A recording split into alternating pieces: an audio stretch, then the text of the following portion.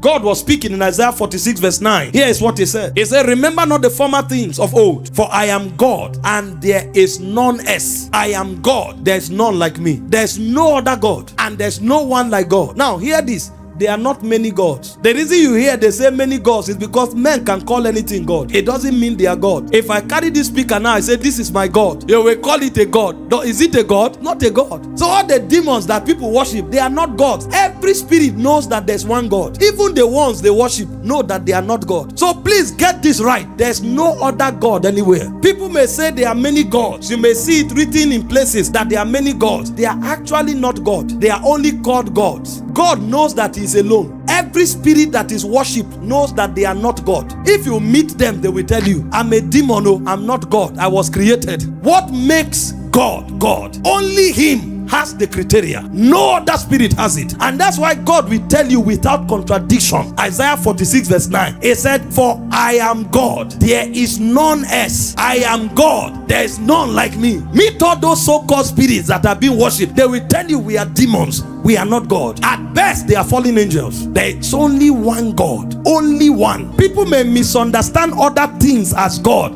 but they are not God. I am God, there is none else. That is God speaking. So when we speak on the subject of sovereignty, there are three things that makes God sovereign. Number one is His divinity. Number two is His deity. And number three is His authority or supremacy. Every believer must understand these three components or attributes of God: His divinity, His deity, and His authority. His divinity are things that He has, that He shares, but originates from Him alone. So there are some things that are in God that you can find in His children, but they originated from God. Do you follow that? So those attributes are called communicable attributes of God. They are the things that makes Him divine. Because when you study the word divine, it means of God. Anything that comes from God. So all of those things, the reason why it is part of this categorization is because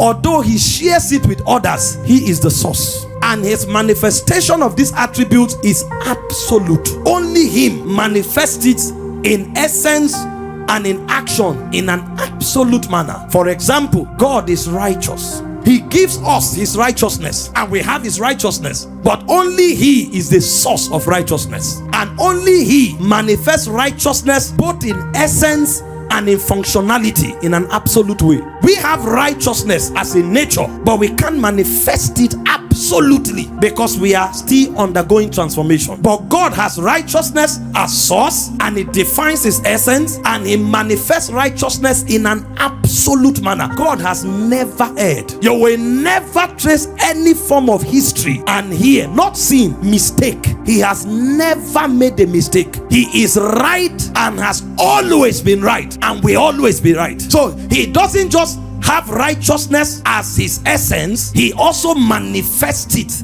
in an absolute manner. Then you have His deity. His deity speaks of the components of His essence that are not communicable. There are certain things that God has that only God possesses, and any spirit that says is a God will be asked to manifest one. Only God is omnipotent. There is no spirit anywhere being worshipped anywhere that is omnipotent. And then you speak of His authority. Only God is creator. There is no spirit that can bring something into existence from nothing. Only God can. You can transform using a raw material, but if there's no raw material, you are bankrupt. But God cannot be bankrupt. He is creator. It's part of His authority. So when you want to study about God within the context of His sovereignty, you will study His divinity, you will study His deity, and you will study His supremacy or His authority or His offices.